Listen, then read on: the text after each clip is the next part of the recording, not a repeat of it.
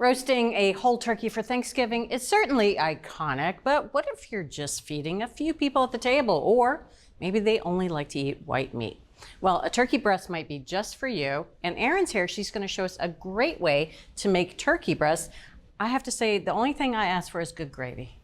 You will not be disappointed. Okay. I promise. So we're going to roast a whole turkey breast. It's easier and more manageable than a whole turkey, and it's also easier to carve. So we're going to start with the turkey breast. I have a 7-pound turkey breast here. It's whole, bone in, and it also has a backbone. Sometimes they don't come with a backbone, so if that's the case, there's 2 options. Number 1, either you just skip the gravy, which we are making, or you can replace it with 1 pound of chicken wings. Okay. Okay? There will be gravy. There will be gravy, Okay. I promise. Anytime you work with proteins, it's always good to just pat it dry so it doesn't slip around. It's safer and it's cleaner as well. Okay. We're gonna remove the backbone. So do you see that white line right there? Yes. I'm gonna follow that white line all the way up to the back. And I'm gonna take kitchen shears and just start cutting. So again, I'm gonna just follow, I'm gonna trim along this white line. So now I'm gonna grab this and I'm just gonna pop it back. I'm gonna pop up the shoulder joints. There's 2. So, chiropractor later. Now I'm just gonna cut through the joint and just separate this out. All right, so now I'm just gonna trim any excess skin. So as it roasts, you really want that skin to cover the meat.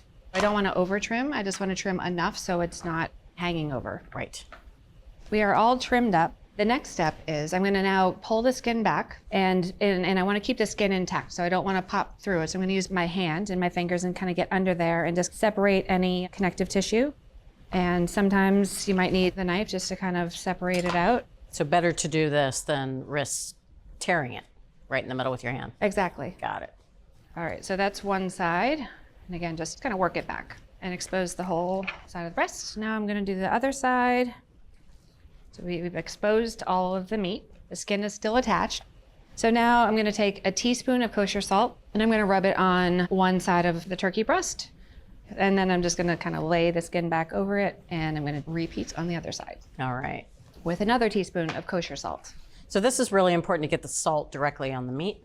We are salting the meat, exactly. The salt is going to dissolve in the moisture, and over time, the meat is going to reabsorb that. And so that's gonna help the turkey to be more seasoned. And it's also gonna kind of realign the protein structure, and it's gonna allow it to hold onto more moisture as it roasts. So it's gonna be a juicier turkey. All right. All right, now I'm just going to salt the underside with another teaspoon of kosher salt, because there is a little bit of meat that is exposed, and just wanna make sure everything gets seasoned.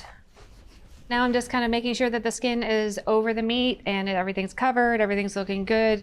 Put it on a plate, and this is gonna go in the refrigerator for 24 hours without a cover on it. The air circulation is gonna help the skin to dry out, and that's gonna give us a crisper skin, and that time is also gonna allow the salt to do its thing. Okay. Okay? Okay, so Bridget, I have our 24-hour salted, air-dried turkey breast. Right. Okay, and as you can tell, its skin is a little kind of transparent. It shows that it has dried out. That's gonna give us a much crispier skin, and we're in a 12-inch skillet. I'm gonna brush this with 2 tablespoons of melted butter. This is gonna help the skin to brown.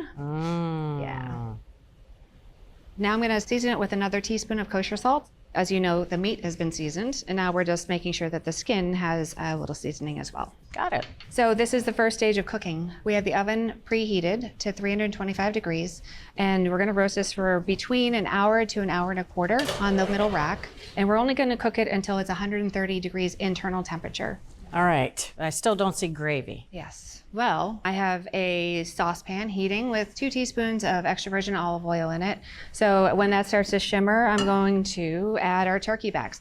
Just pat the turkey backs dry. You know, a lot of people throw these away. Don't throw it away. There's a ton of flavor. There's a ton of skin that's gonna render and give us some fat. And there's also some meat around the rib that is gonna give us a really flavorful turkey broth.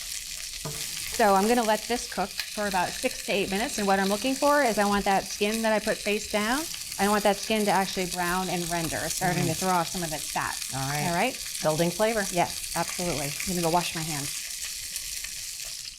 Okay, it's been about 6 minutes or so. I'm gonna show you what I mean by browning. See that? So that skin has really rendered. And as it renders, it browns. Again, it's adding flavor. They're both gorgeous. So now the next step is we're gonna add 1 small chopped onion. and 1 carrot, and also 1 stalk of celery that I also chopped. Okay. Okay, so we're gonna let this go for about 5 minutes. I'm gonna stir it occasionally, and what we're looking for is for them to soften and to start to get brown. So as you can see, the vegetables have softened, and you can see that there's a little browning on them as well. I'm gonna add 5 cups of water. I want the flavors of the turkey and the vegetables to really kind of infuse into the water to create the base for our gravy. All right. Okay, I'm gonna add 2 sprigs of fresh thyme and 1 bay leaf.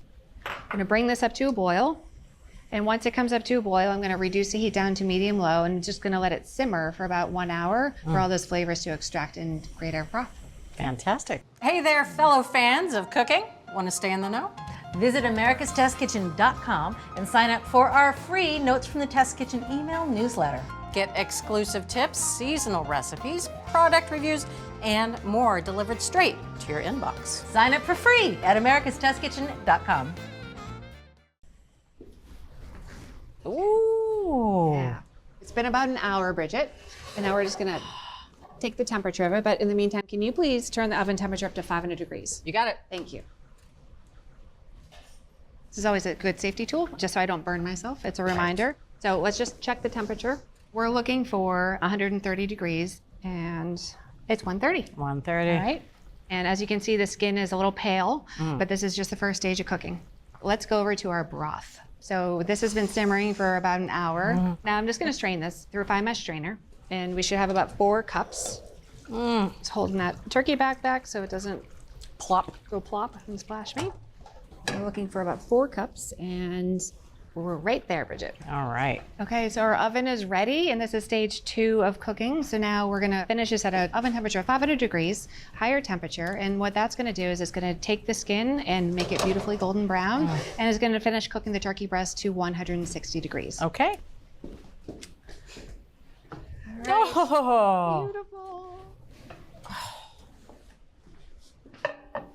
Perfection, if I do say so myself. That is stunning. Isn't that great? Look at how beautiful the skin is. It's that 500 degree higher temperature really crisped up the skin. You can just tell, and it's beautifully golden brown.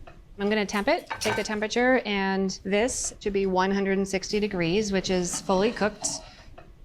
We nailed it. We're gonna let him rest for about 30 minutes. Okay. Getting back to the pan, look at all that turkey fat. Gorgeous. Turkey fat is flavor. We want to capture that. So we want about 1/4 cup, but I'm just going to pour all that off. If we didn't have 1/4 cup, you can just top it off with a little bit of vegetable oil. So I'm going to add this back to the pan. We're going to start making our roux, the base of our gravy. Yes.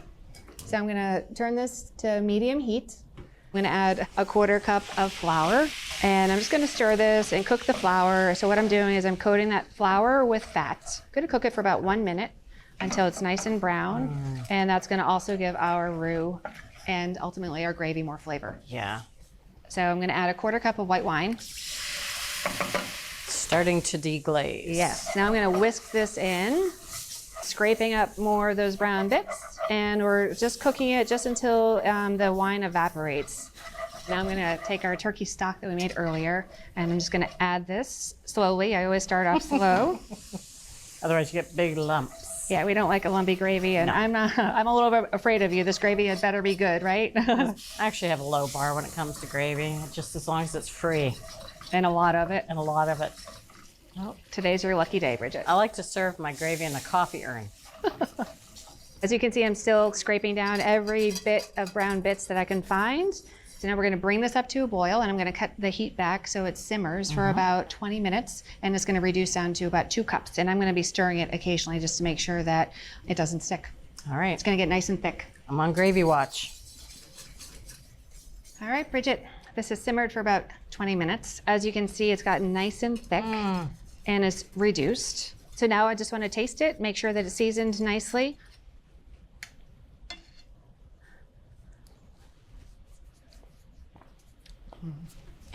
Beautiful. I almost turned into a turkey Did the there. wing. I did. I'm going to say it's perfectly seasoned. So now I'm just going to pour some into our gravy boat, and then we're going to move on to our turkey. Here's our gorgeous turkey, and it's rested for about 30 minutes. And again, this is a little bit easier than carving a whole turkey, right? So we're just removing both sides of the breast. And can you hear that skin? Yes. That's a great sign. That's exactly what we want. The breastbone is running along the center, so I'm just kind of cutting to one side of that, putting my knife through until it hits the bone. I just kind of use the knife to open it up. And one of the biggest mistakes is not getting enough meat off of the rib cage. So again, I'm using my boning knife, using the top tip of it, and I'm just making a series of small swipes kind of against that rib cage. That little keel bone there. Yes, it's as easy as that. Really following the bone structure. Really following the bone. Yep, and I'm holding it because it rested. It's cool enough to hold. Okay, so we're ready to carve. So now I'm just slicing this nice and thinly. Look at those juices. There's some on the board, but I know that there's juice that is in the turkey. You can just see it. It's gorgeous. Yeah. Gorgeous. Yep. Okay, the time has come, Bridget. You ready? I'm so ready. Okay, excellent. Oh my gosh, you can tell it's just juicy as I lift it up and it just drapes. That just tells me how much moisture is in that turkey breast. And now the moment you have been waiting for. Yes. Gravy. Gravy. All right. I'm not going to pour it over the breast. I'm going to pour it around it, okay? Save that crisp skin. I want to save the crisp skin. I hope you're hungry. The true test. It really is.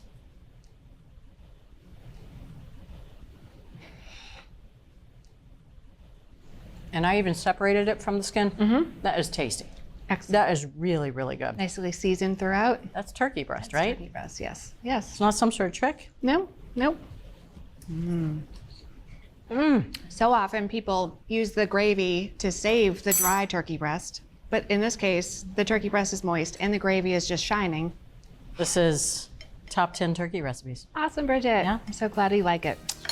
Well, you're going to want to give yourself a leg up this Thanksgiving by just making a roast turkey breast. And to do that, remove the backbone from the turkey breast, salt the meat, and then refrigerate it for 24 hours. Roast the turkey in a skillet and use a quick broth to make a flavorful gravy and a lot of gravy. From America's Test Kitchen, roast whole turkey breast with gravy and gravy And more gravy. and more gravy. We hope you enjoyed this video as much as we enjoyed making it. Don't forget to hit that like button and subscribe to our channel. And if you're ready to take your cooking to the next level, head over to americastestkitchen.com and get a free all-access trial membership. While you're there, you can sign up for our free email newsletters and download our app. With unlimited access to over 14,000 of our test kitchen recipes and 8,000 product reviews, you'll have everything you need to cook and learn. So I ask, what are you waiting for? Let's make something great together.